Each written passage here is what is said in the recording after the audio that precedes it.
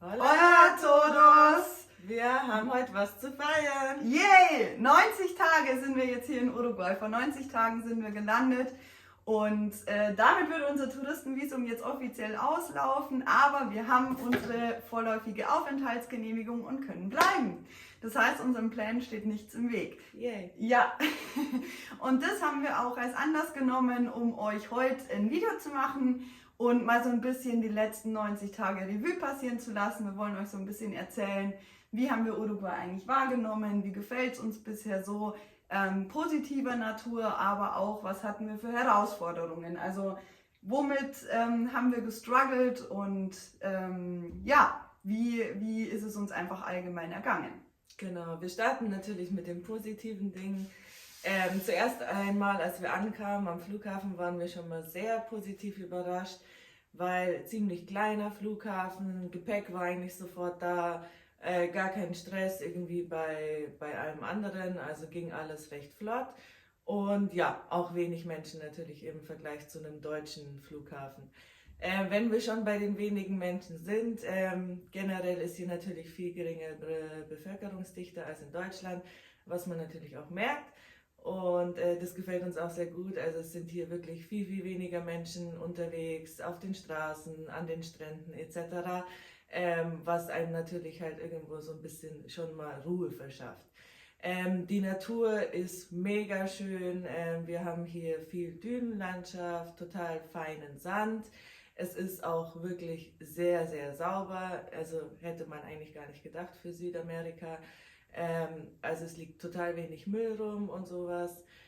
Genau. Und die Strände sind auch wirklich sehr, sehr leer. Man muss zwar jetzt schon sagen, dass wir gerade natürlich Nebensaison haben, aber es gibt tatsächlich mal den einen oder anderen Moment, wo wirklich mal gar keiner am Strand ist. Ansonsten sind halt einfach ein paar Leute da und das macht es total entspannt und so kann man wenigstens die schöne Natur auch genießen.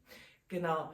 Was hier auch super ist, total viel Sonnenschein normalerweise. Also als wir ankamen, wir hatten glaube ich wirklich wochenlang am Stück jeden Tag Sonne. Da war es mal eine Seltenheit, dass die Sonne nicht da war, was halt auch einfach total schön ist und das Ganze total angenehm macht. Sonne ist einfach extrem wichtig, ja, wissen wir alle, macht gute Laune, bringt einem Energie und gibt einem so ein schönes Wärmegefühl. Hier ist es tatsächlich auch direkt wärmer, wenn die Sonne draußen ist. Also ja, muss man wirklich sagen, Sonne ist ein sehr, sehr guter Punkt hier, der das Leben hier sehr schön macht. Ja, und noch, was auch sehr, sehr wichtig für mich persönlich ist, das Obst und Gemüse, was wir beim Markt einkaufen, ist echt mega frisch, schmeckt total aromatisch, knackig und schmeckt nach dem, was es halt sein soll. Man kennt es ja schon aus Deutschland, dass die Sachen teilweise nach gar nichts schmecken, was dann auch irgendwie einem die Lust versaut, das Ganze zu essen. Und ja, ich esse hier erstmals wieder Bananen, weil sie wirklich total cool und geil nach Bananen schmecken. Und ja, also ist was sehr, sehr Besonderes für mich, das sehr schmackhafte Obst und Gemüse. Genau. Um vielleicht auch weiterzumachen mit den Vorteilen oder klar, man ist natürlich auch sehr, sehr viel mit den Menschen konfrontiert in dem Land, in dem man lebt und wir wussten auch nicht, wie sind die Menschen in Uruguay. Wir sind jetzt wirklich zum ersten Mal hier in Uruguay und wir haben die Menschen bisher sehr, sehr hilfsbereit wahrgenommen, als super nett, aber zugleich auch nicht so aufdringlich. Also man kennt es ja doch auch von anderen Ländern, wo man irgendwie mal im Urlaub war. Ja, man hat dann oft irgendwie die Menschen um sich rum und manchmal wird man sich auch nicht ganz los und das ist hier tatsächlich anders. Also wenn man hier seine Ruhe haben will, kann man die auch haben, das definitiv. Und ja, die Menschen sind einfach allgemein auch gechillter, weniger gestresst. Tranquilo ist hier so ein Standardwort. Es ist einfach alles ruhiger und das merkt man einfach auch selber, man ist weniger gestresst, wenn einfach das Umfeld weniger gestresst ist. Also sehr, sehr angenehm auf jeden Fall. Also die Menschen sind echt richtig cool. Genau, allgemein auch zum Thema Menschheit, was ja auch mit reinspielt, ist, wie sicher fühlt man sich.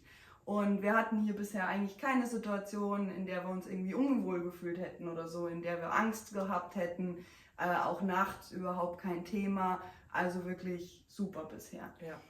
Genau, so was die Landschaft angeht, kann ich vielleicht noch sagen, die Häuser sind mega cool. Also es ist wirklich jedes Haus irgendwie anders, super individuell, mega kreativ und einfach mega viel Charme. So in Deutschland, wie man es irgendwie kennt, so die Neubausiedlungen, irgendwie ein Haus wie das andere. Das hat man hier eigentlich tatsächlich selten. Also jedes Haus ist sehr individuell und hat mega viel Charakter. Richtig cool und eine schöne Ergänzung für die ganze Landschaft. Auf jeden Fall. Vielleicht noch zum Thema Infrastruktur, weil das auch für uns ein wichtiger Aspekt war. Wir kriegen hier eigentlich alles, was wir brauchen. Also entweder wirklich in Piriapolis direkt, was von uns ja nicht so weit entfernt ist, oder wir fahren halt nach Maldonado, ist von uns auch nur knappe 40 Minuten entfernt und da können wir uns eigentlich dann das kaufen, was wir brauchen. Gar kein Thema. Auch die Öffnungszeiten sind richtig cool. Also in Bayern ist es ja am krassesten in ganz Deutschland, da kommen wir ja auch her. Ja, sonntags einkaufen ist da nicht möglich, hier aber ohne Probleme. Also abends haben die Läden lange offen, sonntags kann man einkaufen gehen. Also ganz entspannt, wenn man mal nicht auf die Uhr schauen muss und nach dem Motto, können wir eigentlich noch oder hat der Laden schon geschlossen. Ist ganz cool. Und auch so in jedem kleinen Dorf, Ort gibt es irgendwie so einen kleinen Laden, wo man so Grundlebensmittel immer kaufen kann. Also wenn man gerade irgendwie kein Auto da hat oder keine Lust hat, jetzt ins Auto zu steigen, dann geht man halt einfach kurz in den Laden hier ums Eck und kauft sich halt kurz, was man braucht. Also mega cool und ja, rundet das Ganze auch nochmal ab. Genau. Ja. Also es sind doch schon zahlreiche positive Sachen, wo wir natürlich auch ganz froh sind, wenn man in ein Land auswandert, wo man nicht so genau weiß, was auf einen wartet. Aber nee, wir sind total dankbar und wir sind sehr happy in Uruguay. Trotz allem müssen wir natürlich auch mal ganz kurz auf die Herausforderungen schauen, die wir so hatten. Da starte ich erstmal mit generell der Orientierung, was aber natürlich klar ist. Also wenn man auswandert und gerade von Europa jetzt nach Südamerika, ist natürlich schon ein großer Unterschied und Dinge werden anders gehandelt. Man muss sich erstmal orientieren, man muss erstmal klarkommen, wo kann ich was kaufen, wo kann ich was machen. Zum Beispiel eben auch, wo bezahle ich jetzt meine Strom-, meine Wasserrechnung. Das geht nämlich nicht einfach so online per Überweisung, sondern man geht zu Abitab hin, und was ja eigentlich ein ganz anderer Laden ist, und zahlt dann halt dort seine Rechnungen. Ja, und das sind halt alles so Orientierungsdinge, das braucht einfach so ein bisschen seine Zeit, war schon für uns eine Herausforderung. Auch großes Thema hier in Uruguay, gerade bei uns in der Gegend, ist Adressen. Also man kann nicht wie in Deutschland so davon ausgehen, wenn man jetzt irgendwo hingeht oder irgendeine Adresse kriegt, dass dann da steht bla bla Straße, Hausnummer, Postleitzahl und Ort.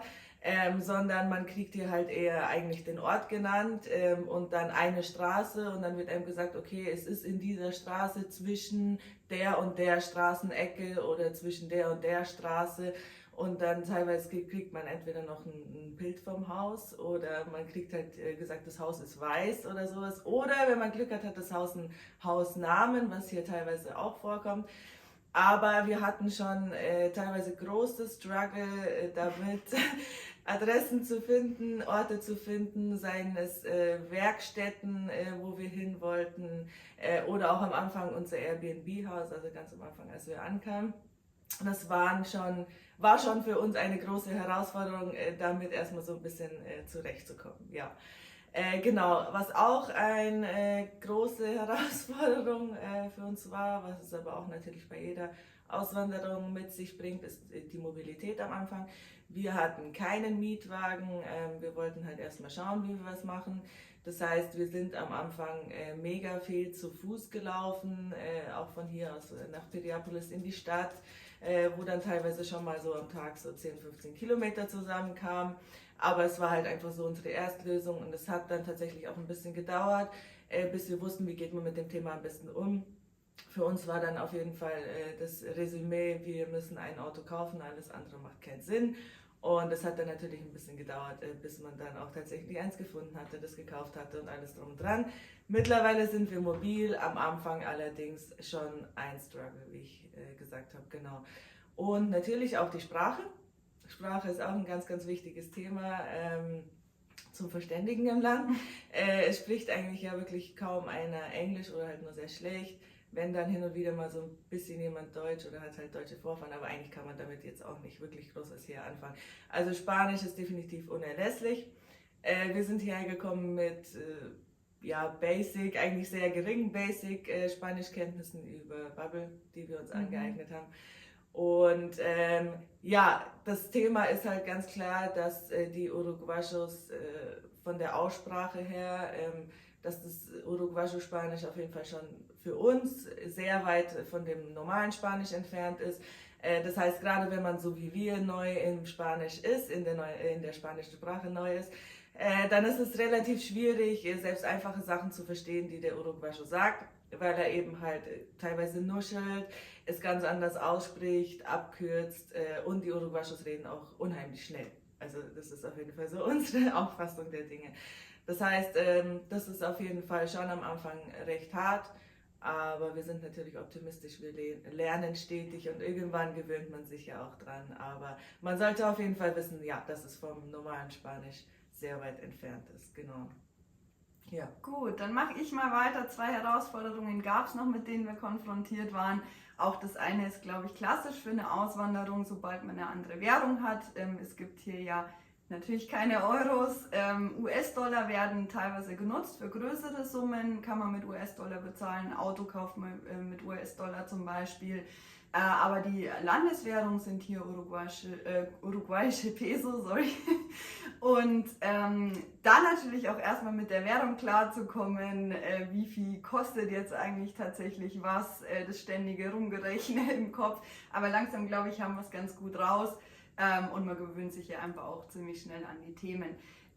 Im Zusammenhang damit aber tatsächlich auch die Preise. Also wir wussten von Anfang an, Uruguay ist ein Land in Südamerika, was nicht günstig ist. Und es hat uns tatsächlich, also wir hatten gar nicht damit gerechnet, dass es so teuer ist. Also es gab wirklich, oder es gibt manche Sachen, da denkt man schon immer wieder noch krass, echt teuer. Klar, gerade so Importwaren braucht man gar nicht anfangen, was den Preis angeht. Und klar, also das ist natürlich auch nur eine große Herausforderung, weil das Geld ist irgendwie auch nur begrenzt und man muss natürlich schauen, wie kommt man irgendwie so lang wie möglich um die Runden. Da überlegt man sich dann zum Beispiel schon mal, ob man sich dann Nutella für 10 Euro leisten kann oder nicht. Genau, oder ob der Kamin halt den ganzen Tag brennt oder halt nicht. Ja, genau. Und ansonsten eine letzte Herausforderung und auch mit einer der größeren, die wir hatten, war das Thema Wohnen. Wir hatten von Anfang an ein Airbnb gemietet bis Anfang Juni. Das heißt, damit war erstmal klar, die ersten 8, 9 Wochen haben wir eine Unterkunft.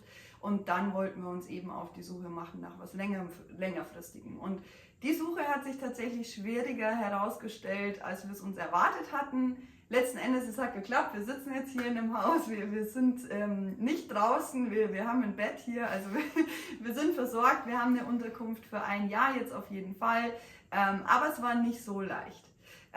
Und wir werden auch zu den Herausforderungen, die wir hatten, nochmal separate Videos machen. Also gerade Cynthia hat es ja vorher auch angesprochen, das Thema Autokauf oder Mobilität im Allgemeinen, aber auch eben das Thema Wohnen, Mieten.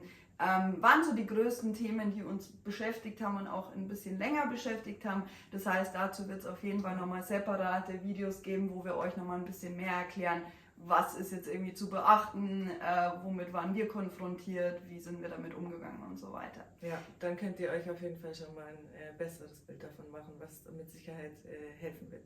Genau, ja, damit wären wir eigentlich am Ende. Das waren auch alle Herausforderungen jetzt. Wir haben viel erzählt über Vorteile, aber auch Nachteile oder Herausforderungen. Wir hoffen, es hat euch gefallen. Ihr habt Einblicke gekriegt, wie wir die letzten 90 Tage so wahrgenommen haben, aber vor allem auch konntet was mitnehmen, wenn ihr vielleicht auch auswandern wollt. Insofern freuen wir uns, dass ihr dabei wart. Und wenn euch irgendein Thema brennend interessiert, jetzt gerade von den Vor- und Nachteilen, dass wir da nochmal ein bisschen näher drauf eingehen, dann schreibt uns das auch gern. Dann machen wir nochmal ein separates Video Dafür dazu. sind wir hier quasi auch für euch, um da einfach gerne den Input zu geben, den ihr braucht. Genau. Gut, bis bald. Hasta luego. Ciao.